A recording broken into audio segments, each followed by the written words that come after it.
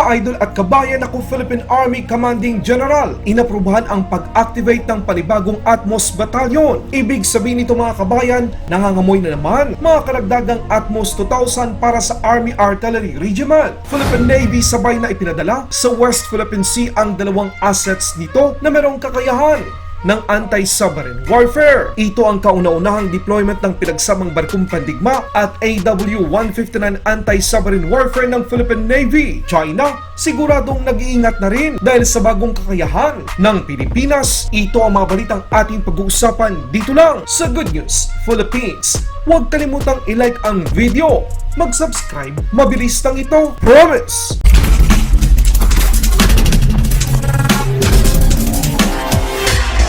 Mga kabayan, Philippine Army, itunodo na ang pagpapalakas sa pamamagitan ng pagbili pa ng mga karagdagang mga kagamitan sa depensa para protektahan at ipaglaban ang ating bansa. Sa anibersaryo ng Army Artillery Regiment, binigyan ng verbal approval ng Commanding General ng Philippine Army ang pag-activate ng panibagong ATMOS 2000 Battalion. Ayon sa Army Artillery Regiment presentation, ipinakita nito ang verbal approval ng pag-activate ng 11th Field Artillery Bullseye Battalion ng Army Artillery Regiment. Ibig sabihin nito mga kabayan na madagdagan ng 12 units ang ATMOS 2000 155mm 52 caliber self-propelled howitzer.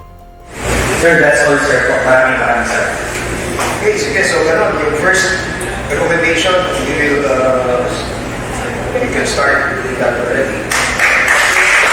Wow! Pag ganyan ba naman, mas mabilis na tuna ng Armed Forces of the Philippines ang mga kakulangan para sa depensa ng Pilipinas. Kasalukuyang merong 12 units ng ATMOS 2000 ang Pilipinas. Ito ay nabili ng bansa sa halagang $47 million noong taong 2020 sa Israel bilang bahagi ng Armed Forces of the Philippines Modernization Program Horizon 2. Kapag nadagdagan pa ito ng 12 pa, magkakaroon na ng 24 na ATMOS 2000 ang Pilipinas. Sa ibang balita naman, Philippine Navy nag-deploy sa unang pagkakataon ng kanilang pinahusay na anti-submarine warfare na mga kakayahan sa West Philippine Sea na nagmamarka ng isang bagong milestone sa lumalaki nitong kakayahan sa pagkipaglaban. Ang missile frigate na BRP Antonio Luna FF-151 at AgustaWestland AW-159 Wildcat helicopter ay ipinadala sa lalawigan ng Palawan noong ika-20 ng Hunyo taong kasalukuyan. Ang dalawang naval asset na ito ay kayang mag-detect at maglunsad ng isang pag-atake sa mga submarino ng kaaway. Ang pinagsamang mga platform ng anti-submarine warfare ng BRP Antonio Luna FF-151 at AgustaWestland AW-159 Wildcat helicopter ay dineploy sa western border ng bansa para sa maritime at sovereignty patrol na nagsisiguro sa isang epektibong maritime presence, partikular na sa West Philippine Sea. Para lang sa inyong kaalaman mga kabayan, ang AW-159 Wildcat helicopter ng Philippine Navy ay armado ng Blue Shark lightweight torpedo at Spike NLOS o non-line of sight missile. Ang Blue Shark lightweight torpedo ay ginagamit din ng BRP Antonio Luna FF-151 na gawa ng LIG X-1 ng South Korea. Sa pinakabagong kakayahan ng Pilipinas, siguradong magdadalawang isip na ang China. Alam nyo ba mga kabayan, ng AW-159 helicopter din ang ginamit ng UK Royal Navy upang ma-detect ang submarine ng China na bumubuntot sa kanila sa South China Sea noong dineploy ang HMS Queen Elizabeth sa Indo-Pacific. Kaya ang pagkakaroon ng AW-159 Wildcat helicopter bilang anti-submarine sa armada ng Philippine Navy ay isang game changer. Ang dalawang Wildcat helicopter na ito ay nakuha noong 2019 mula sa aerospace at defense firm na Leonardo at nagkakahalaga